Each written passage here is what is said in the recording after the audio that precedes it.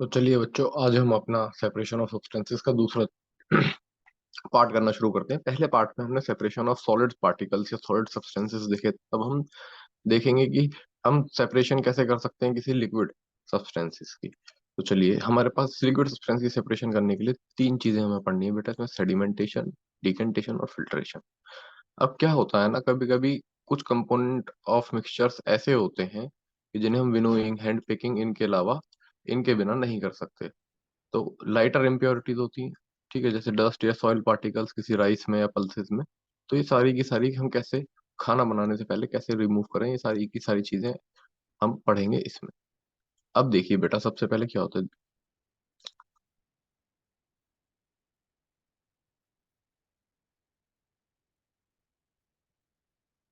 अगर हमारे पास राइस और पल्सेस हैं, हम जनरली खाना पकाने से पहले, उन्हें पकाने से पहले हम उन्हें धोते हैं। ठीक है, जब हम पानी ऐड करते हैं इसमें, तो जो इम्प्योरिटीज होती हैं जैसे डस्ट पार्टिकल्स और ये सारी सेपरेट हो जाती हैं उससे एक दूसरे से। ठीक है, that impurities go into water. Now what will sink to the bottom of the vessel? Rice और डस्ट। ठीक है, अब वेसल के बॉटम में राइस आएगी बेटा या डस्ट आएंगी? ठीक है, तो राइस बॉटम में सिंक करेंगे और डस्ट ऊपर की तरफ फ्लोट करेगी, क्योंकि डस्ट कंपैरेटिवली ग्रेन से लाइट होती है। When the heavier component in the mixture settles after water is added to it, the process is called sedimentation. जब किसी सब्सटेंस के अंदर हम वाटर ऐड कर देते हैं और उसे सेपरेट करने के लिए, इसी प्रोसेस को हम सेडिमेंटेशन कहते हैं। When the water along with the dust is removed, the process is called decantation. और जब वो पानी along with डस्ट के साथ या किसी भी अदर सब्सटेंस के साथ रिमूव कर दिया जाता है, इसी प्रोसेस को हम सेडिमेंटेशन का और डिकेंटेशन कहते हैं। ये प्रोसेस एक साथ काम करते हैं बेटा, दोनों। अब हम जानते हैं कि हम अदर सब्सटेंसेस को एक दूसरे से सेपरेट कर पाएंगे, जैसे इस प्रोसेस के थ्रू, जैसे ऑयल एंड वाटर। क्या हम ऑयल एंड वाटर को सेपरेट कर सकते हैं?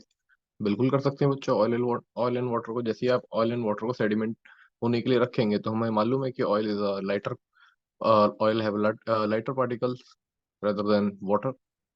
तो जो ऑयल होगा वो हमेशा ऊपर की तरफ आ जाएगा, और जो वाटर होगा वो नीचे की तरफ सेटल डाउन हो जाएगा। ठीक है बेटा।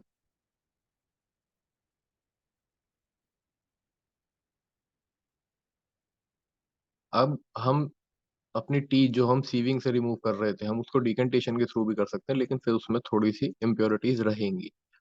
ठीक है, जैसे यहाँ पे देखो एग्जांपल दे रखा है आपको सॉइल और वाटर का। वाटर के साथ सॉइल और ये सब मिक्स करी गई, उसे सेडिमेंटेशन होने के लिए रख दिया। सॉइल पार्टिकल्स ऊपर की तरफ फ्लोट कर गए, ये नीचे की तरफ सेटल डाउन हो गए।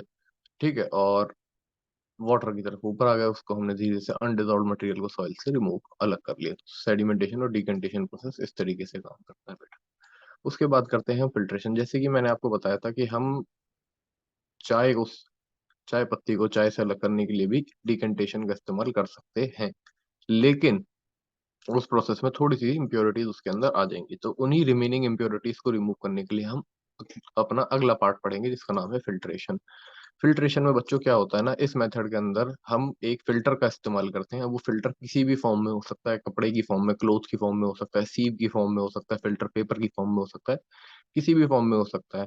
ठीक है, और इससे हम इनसॉल्युबल इम्प्योरिटीज जैसे सॉइल फ्रॉम वाटर, ठीक है, या टी लीफ फ्रॉम टी, इनको रिमूव कर सकते हैं।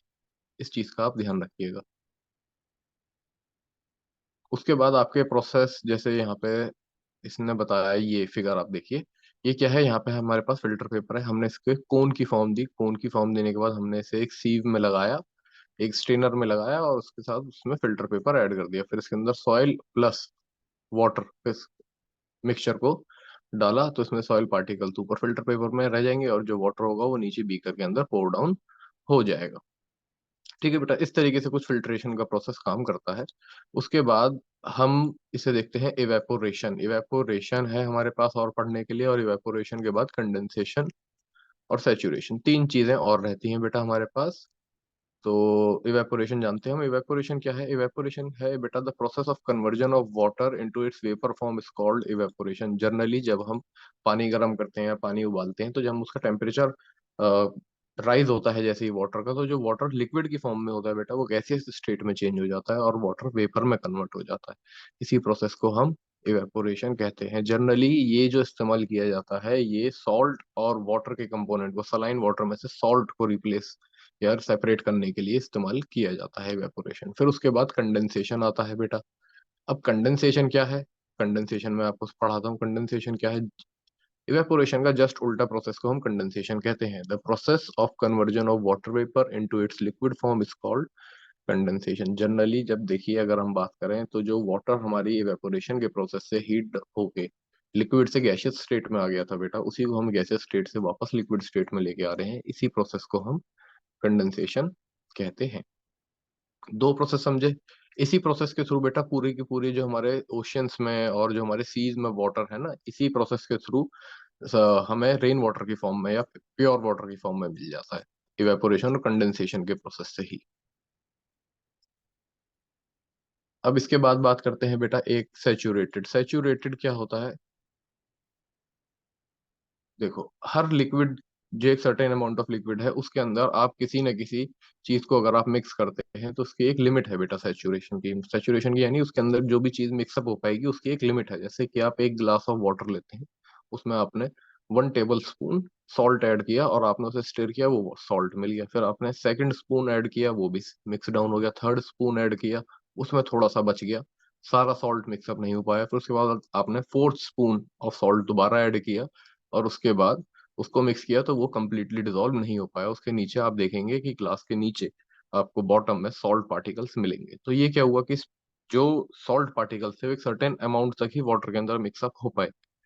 ठीक है बेटा। अब ये क्यों होता है? ये इसलिए होता है कि जो हमारे पार्टिकल्स होते हैं, ठीक है, उसके बीच में स्पेस होता है, वो हर पार्टिकल का अपना डिफाइनाइट स्पेस होता है।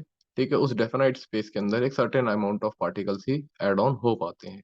तो जब लिक्विड के, वाटर के अंदर के वो सारे पार्टिकल स्पेस सॉल्ट के पार्टिकल्स ने फिल अप कर लिए, तो उसके बाद आप कितना भी ऐड उसमें सॉल्ट करते जाइए, सॉल्ट कितना भी ऐड कर लीजिए आप उसमें, वो मिक्सअप नहीं होगा।